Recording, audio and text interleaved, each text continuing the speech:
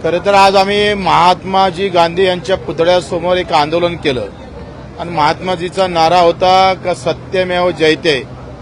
आता सत्य का आहे हे पत्ते चालतं मोबाईलमधले। मोबाईलमध्ये जर असे पत्ते खेळलो आपण तर ते जुगार होत नाही, पण हेच पत्ते जर ऑफलाईन खेळलो तर जुगार होते। म्हणजे 1 लाख लोकांवर कारवाई वर्षभरात, ऑफलाईन पत्ते जर खेळले तर कारवाई होतं आणि ऑनलाईन खेळलं तर कारवाई होत नाही। म्हणजे हे असं आहे का मंत्र्याच्या चालकाला 50,000 रुपये महिना, एसटी चालकाला 12,000। तर अशा प्रकारची विषमता या आपण पाहतो का या देशामध्ये चालू आहे।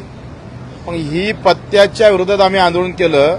याच्यानंतर 15 दिवसानंतर प्रत्येक पोलीस स्टेशन समोर प्रहार जुगार खेळणार आहे।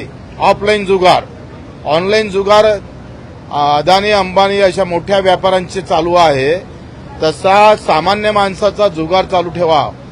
एक तर दोनही बंद केले पाहिजे। म्हणजे आता आपण हा जे पैसे आहे हे मोठ्या उद्योगपत्याकडे चालले, त्याच्यातून पुन्हा सरकारकडे येत आहे। गावातल्या माणसाला ऑफलाईन खेळण्याला बंदी आणि ऑनलाईन मात्र उद्योगपत्यांना खेळण्याची सुविधा जी निर्माण केली आहे। आता 15 दिवसानं प्रत्येक पोलीस स्टेशनसमोर आम्ही जुगार खेळू।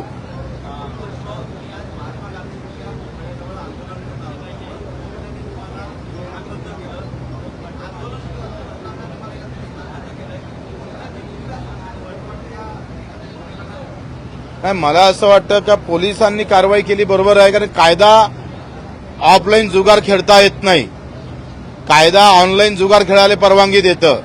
त्याच्यानं त्यांनी केलेल्या कारवाईच्या बद्दल आमची काही नाराजी नाही आहे, पण हे आंदोलन आम्ही पुन्हा लोकांसमोर नेऊ, लोकांच्या हे लक्षात आणू का अशा पद्धतीची कारवाई का होतं। ऑनलाईन खेळायला परवानगी भेटतं आणि ऑफलाईन खेळायला परवानगी भेटत नाही, दोनही बंद करा। हा प्रश्न लोकांपर्यंत न्यायचा आहे।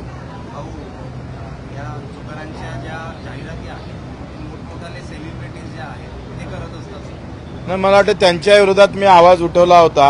सचिन तेंडुलकर ते आम्हाला त्याच्या बाबतीत अभिप्राय देणार होते, त्यांनी अधिक 15 दिवस आम्ही वाट पाहू नाही दिलं तर पुन्हा त्यांच्या विरोधात आम्ही आंदोलन करू। घर असेल अधिक काय असणार, कुठं त्यांचं ऑफिस असेल तिथं करू।